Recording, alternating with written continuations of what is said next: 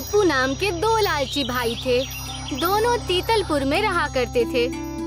दोनों भाइयों के पास 30 एकड़ जमीन थी। दोनों ने 15-15 एकड़ जमीन अपने नाम की थी। दोनों हर साल खेती किया करते और मुनाफा खूब अच्छे से खर्च किया करते।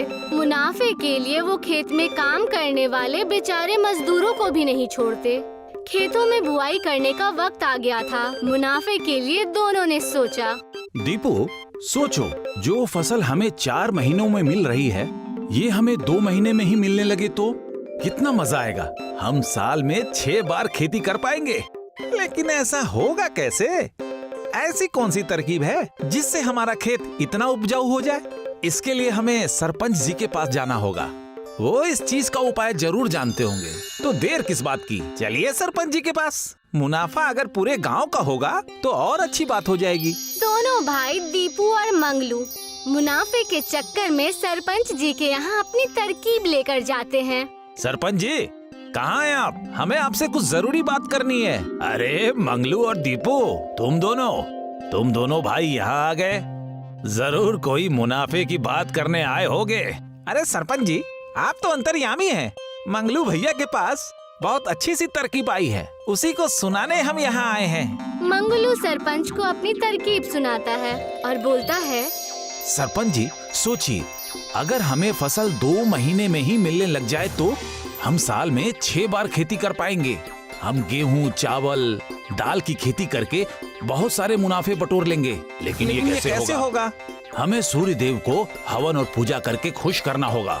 जितनी रोशनी हमारे खेतों को मिलेगी, उतनी ही हमारी फसल उपजाऊ होगी। हम उन्हें खुश करेंगे और हमारी बातें जरूर मानी जाएगी।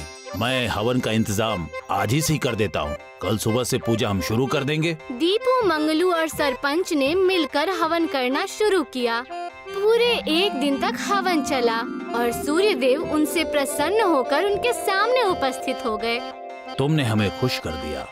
मांगो जो मांगना है। हे सूर्य देव, हम चाहते हैं कि 2 सूरज उगे, जिससे हमारे खेतों की नमी चली जाएगी और हमें ज्यादा रोशनी मिलेगी, जिससे हमारे खेत बहुत उपजाऊ हो जाएंगे और हम धरती वासियों की बहुत सारी परेशानियां ठीक होने लगेंगी।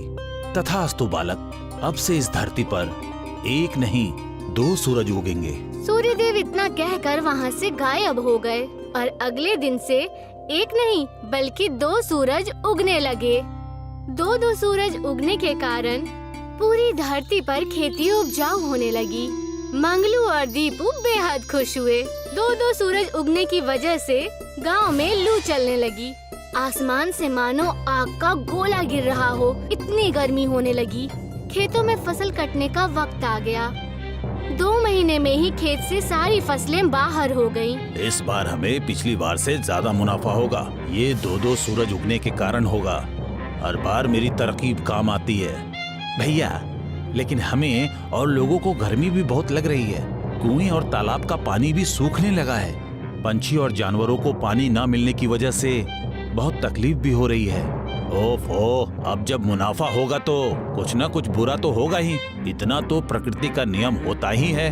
सोचो, अगर 3 सूरज उगे तो हमारी फसल 1 महीने में ही तैयार हो जाएगी और मुनाफा 3 गुना ज्यादा होगा। लेकिन ऐसा कैसे होगा? आप फिर से हवन करके सूर्य देव को बुलाएंगे? ऐसा मत कीजिए, हम पहले से मुसीबत में पड़ रहे हैं और मुसीबत मत बढ़ाइए।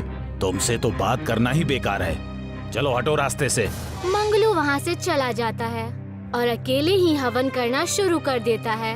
वो पूरे 3 दिन तक हवन करता है। तीसरे दिन सूर्य देव उपस्थित हो जाते हैं। तुम्हें क्या चाहिए पुत्र? मैं तुम्हारी भक्ति से खुश हो गया। मांगो जो मांगना है। क्या आप धरती पर 3 सूरज उगा देंगे? इससे हम धरती वासियों का और मुनाफा और मदद होगी। सारी परेशानियां खत्म हो जाएंगी।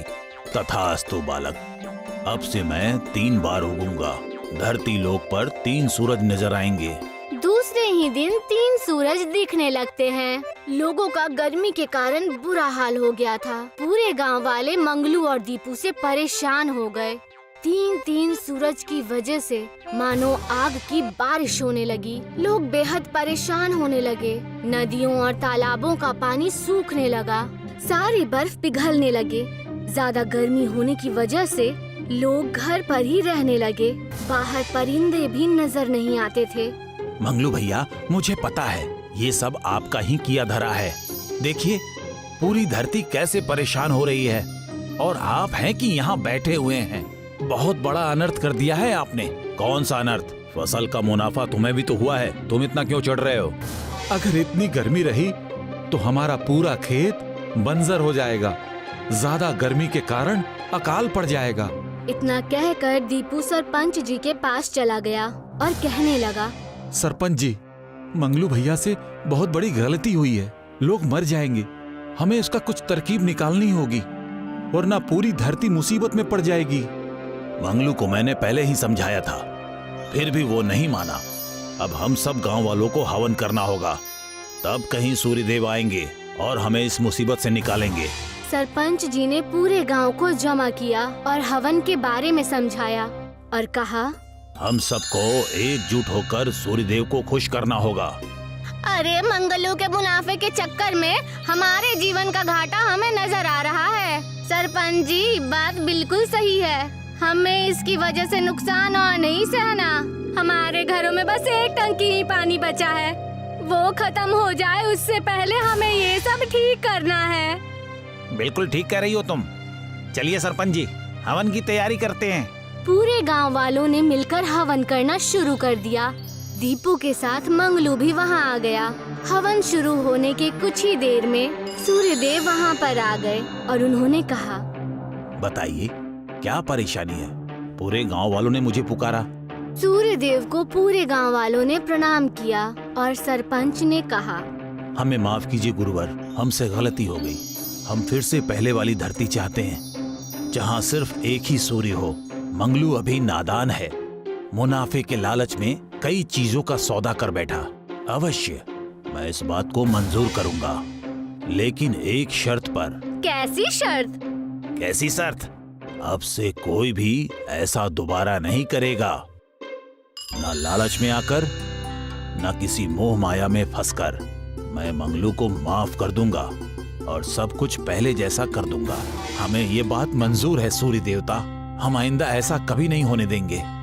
सूर्यदेव ने मंगलू को माफ कर दिया।